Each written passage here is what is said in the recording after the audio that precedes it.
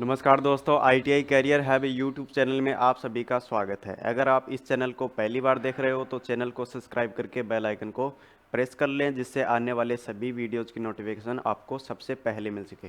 तो दोस्तों, आज की क्लास के अंदर अपने वर्नियर डेप्थ गेज के बारे में जानने वाले हैं। वर्नियर डेप्थ गेज क्या होता है, इसकी संपूर्ण जानकारी आज अपने प्राप्त करेंगे। तो चलिए अपने क्लास को स्टार्ट करते हैं और देखते हैं अपने टॉपिक को।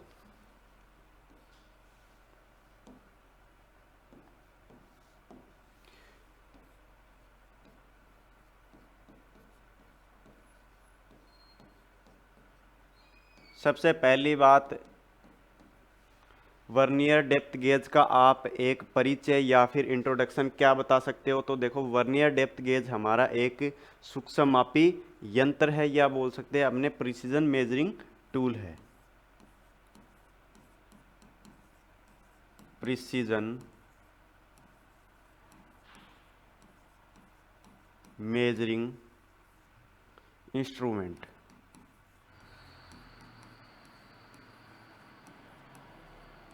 ठीक है, एक सूक्ष्ममापी यंत्र है। उसके बाद में इसी के संबंध में दूसरी बात करता हूँ, मटेरियल के संबंधित। यानी एक वर्नियर डेप्थ गेज की धातु क्या होती है, मैंने पीछे भी बताया था कि जितने भी सूक्ष्ममापी यंत्र होते हैं उसके संबंध में आपको धातु याद रखनी है, निकिल क्रोमियम स्टील। कौन सी धातु बताई भाई? Nickel chromium steel. उसके बाद में अगली बात करते हैं, और अगली बात आती है अपनी साइज के संबंध में। एक वर्नियर डेप्थ गेज की साइज क्या होती है भाई? तो वर्नियर डेप्थ गेज के ऊपर जो बीम होती है, उस बीम की जितनी लंबाई होती है या फिर इसके द्वारा मापी जाने वाली अधिकतम जो माप है, वही इसकी क्या हो जाएगी भाई? साइज हो जाएगी।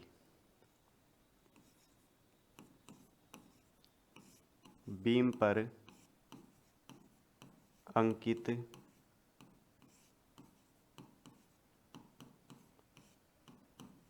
बड़ी से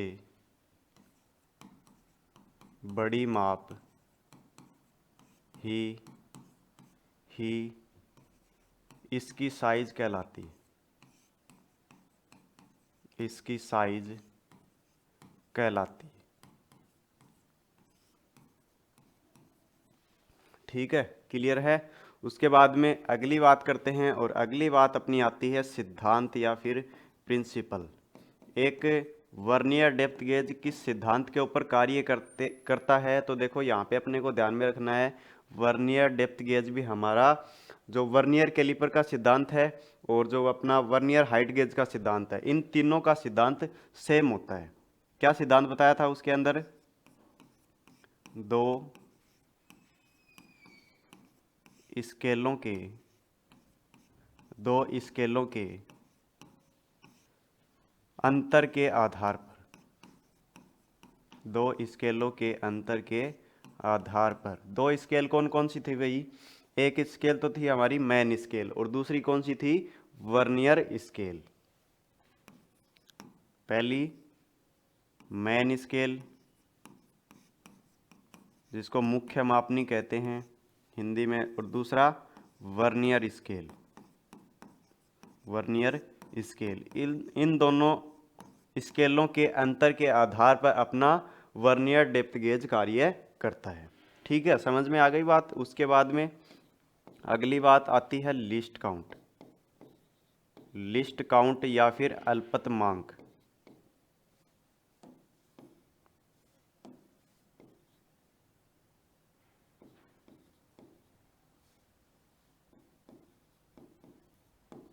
अल्पतमांक।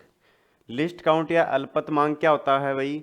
वह इंस्ट्रूमेंट जिसके द्वारा ली जाने वाली छोटी से छोटी माप, कम से कम माप, उसकी क्या कहलाती है भाई? लिस्ट काउंट कहलाती है।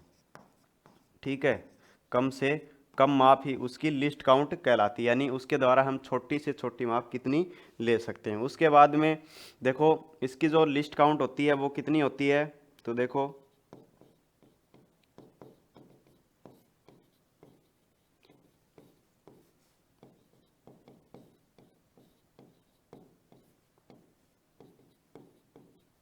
इसकी जो लिस्ट काउंट होती है वो मीट्रिक पद्धति के अंदर बात करें तो 0.02 मिलीमीटर होती है। कितनी होती है भाई? 0.02 मिलीमीटर होती है। उसके बाद में ब्रिटिश में इसकी लिस्ट काउंट 0.001 इंच रहती है।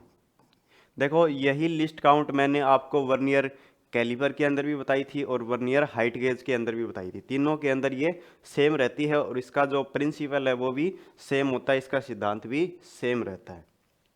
उसके बाद में देखो अगली मुख्य बात, इसका उपयोग। एक वर्नियर डेप्थ गेज का उपयोग कहाँ किया जाता है? तो देखो इसके द्वारा हम कोई छिद्र या फिर स्लॉट है या फिर ब्लाइंड होल है, उसकी गहराई अपने किसके द्वारा माप सकते हैं भाई? वर्नियर डेप्थ गेज के द्वारा। किसी छिद्र, स्लॉट या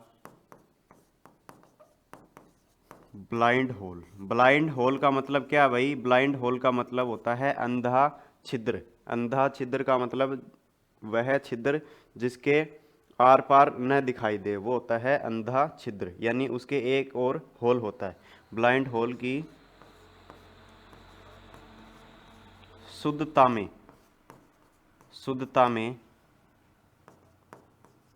गहराई मापना। क्या बात बताई मैंने इसके अंदर?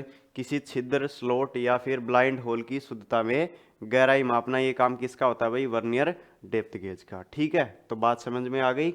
अब देखो आगे बढ़ते हैं और आगे मैं आपको इसके संबंध में इसका डायग्राम दिखाता हूँ। ये देखो, ये है अपना वर्नियर डेप्थ गेज। देखो यहाँ पे आप देख सकते हो, ये दोनों डायग्राम है ये वर्नियर डेप्थ गेज के। अब हमने देखेंगे कि जो वर्नियर डेप्थ गेज है इसके कौन कौन से मुख्य भाग होते हैं, इनके बारे में अपने देखते हैं।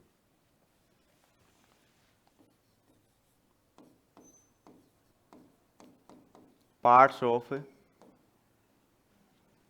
Vernier depth gauge. Vernier depth gauge के कौन कौन से मुख्य भाग होते हैं, कौन कौन से पुर्जे होते हैं? तो देखो इसके अंदर सबसे पहला भाग मैं लिखता हूं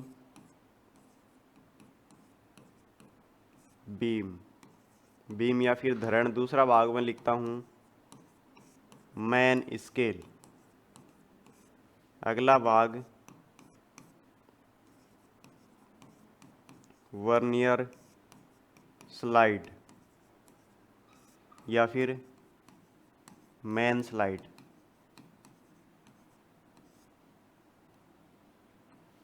ठीक है, वर्नियर स्लाइड या फिर मैन स्लाइड, और इसको एक और नाम से जान सकते हैं, स्लाइडिंग हेड के नाम से भी इसको जान सकते हैं, स्लाइडिंग हेड। उसके बाद में अगला भाग में लिखता हूं वर्नियर स्केल।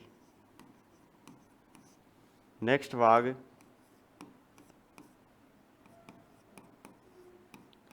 Lock screw. अगला भाग फाइन एडजस्टिंग स्लाइड। नेक्स्ट भाग फाइन एडजस्टिंग नट। और अगला भाग आता है अपना बेस या फिर आधार। तो ये सारे अपने हो गए वर्नियर डेप्थ गेज के भाग। अब देखो ये जो भाग हैं ये अपने वर्नियर डेप्थ गेज के अंदर कहाँ मौजूद होते हैं, कहाँ उपस्थित होते हैं, ये अपने देखते हैं। तो चलिए बढ़ते हैं अपने डायग्राम की ओर। अब देखो सबसे पहली बात, पहला भाग आता अपना बीम या फिर धरण। इस भाग को अपने क्या बोलेंगे? बीम या फिर धरण बोलेंगे। क्या बोलेंगे? बीम या फिर धरण। बीम या फिर धरण के ऊपर ये वाला भाग अपने दिखाई दे रहे हैं, ये जो निशान दिखाई दे रहे हैं इनको क्या बोलेंगे? Main scale. उसके बाद में ये देखो ये वाला भाग, इसको बोलेंगे अपने वर्नियर स्लाइड, या दूसरी चीज़ क्या लिखवाई थी मैंने, मेन स्लाइड, मेन स्लाइड, और एक और नाम क्या लिखवाया था, स्लाइडिंग हेड, स्लाइडिंग हेड। ये जो भाग है इसको क्या नाम देते हैं अपने, वर्नियर स्लाइड, मेन स्लाइड या फिर स्लाइडिंग हेड, जिसको अपने ऊपर नीचे इसको एडजस्ट कर सकते हैं। ये बीम के ऊपर स्लाइड करता है। ठीक है, समझ में आ गई बात। उसके बाद में देखो, ये जो वर्नियर स्लाइड है इसके ऊपर ये स्केल बनी हुई होती है जिसको अपने बोलते हैं vernier scale, vernier scale. Beam के ऊपर जो स्केल रहेगी वो मेन स्केल, और वर्नियर स्लाइड के ऊपर रहेगी वो वर्नियर स्केल। उसके बाद में देखो अगली बात है अपनी, ये जो स्क्रू लगे हुए होते हैं इनको बोलते हैं लॉक स्क्रू।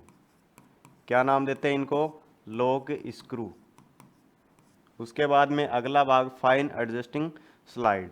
देखो ये वाला जो भाग है इस भाग को अपने क्या बोलते हैं, fine adjusting slide, fine adjusting slide. ठीक है, माप को फाइन डिग्री में सेट करने के लिए हम इस स्लाइड का यूज करते हैं, और इसको सेट करने के लिए जिस भाग को काम में लेते हैं उस भाग को बोलते हैं फाइन एडजस्टिंग नट, जिसके द्वारा ही हम इसको सेट करते हैं, फाइन एडजस्टिंग नट।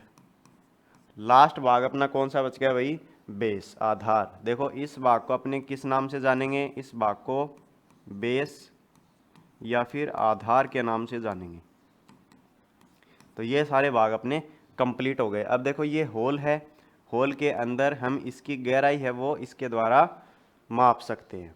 अब देखो इस वर्नियर डेप्थ गेज के अंदर यहाँ पे एक कट भी लगा रहता है। इसके जो अंतिम सिरा है, बीम का जो अंतिम सिरा है उसके अंदर देखो यहाँ पे कट लगाया जाता है। क्यों लगाया जाता है, ताकि अपने गहराई के अंदर माप लें तो माप लेने में कोई दिक्कत ना आए। जैसे कि ये अपना ब्लाइंड होल है, और यहाँ पे देखो इस प्रकार से इसका जो कॉर्नर है ये यहाँ से सही नहीं है, मतलब कि इसका कॉर्नर है वो तीखा नहीं है, यहाँ पे कुछ मटेरियल या फिर कोई और भी पदार्थ लगा हुआ है, तो हम इसके द्वारा मापेंगे तो यहाँ पे ये वाला भाग है ये यहाँ से इस प्रकार से रह जाएगा, तो अपनी जो माप है वो एक्यूरेट हमें प्राप्त होगी। इसलिए इसको यहाँ पे काट दिया जाता है अंतिम सिरे को।